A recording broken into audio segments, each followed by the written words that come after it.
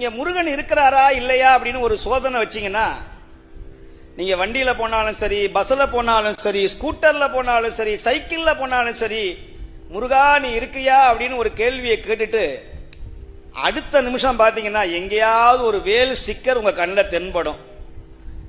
எங்கேயாவது ஒரு கார்ல யாம் இருக்க பயம் ஏன்னு ஒரு முருகர் ஸ்டிக்கர் உங்க கண்ணில் தென்படும்.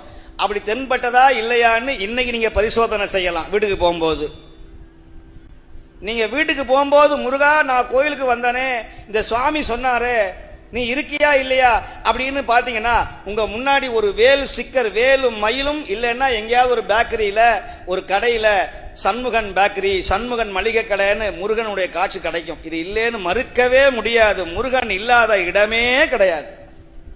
அவன் என் கூட இருக்கிறான். நான் உணர்ந்திருக்கிறேன் அந்த முருகனை பற்றி. அந்த முருகனுடைய கருணை நிறைய அன்பர்கள் கனவில்